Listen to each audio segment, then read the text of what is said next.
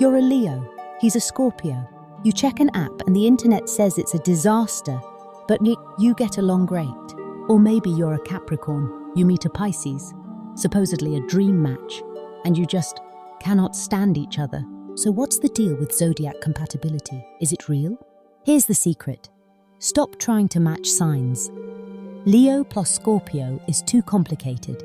The real trick, the simple way, is to match the 4 elements. This is the one rule that actually works, and it's all you need to know. Every sign is one of 4 elements. First, you have fire. Aries, Leo, Sagittarius. Fire signs want action, passion, and freedom. They are the let's go people. Then, you have Earth. Taurus, Virgo, Capricorn.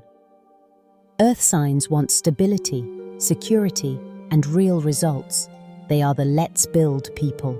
Then, AIR, Gemini, Libra, Aquarius. Air signs want communication, ideas, and mental connection. They are the let's talk people. And finally, water, Cancer, Scorpio, Pisces.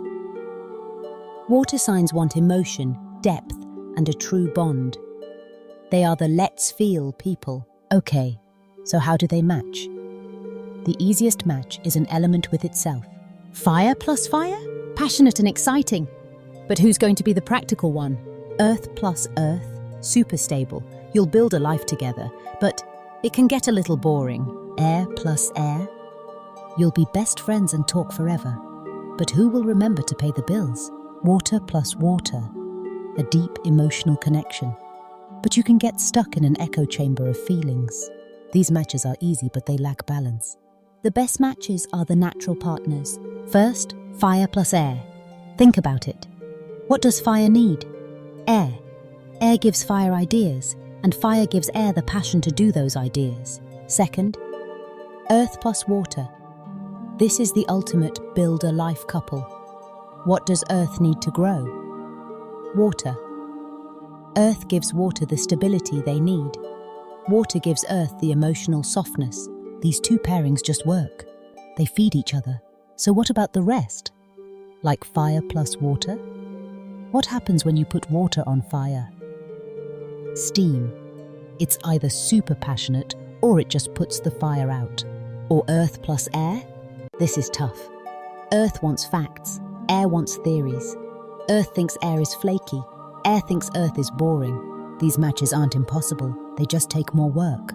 So forget memorizing who matches with who. Just ask, what's your element and what's their element?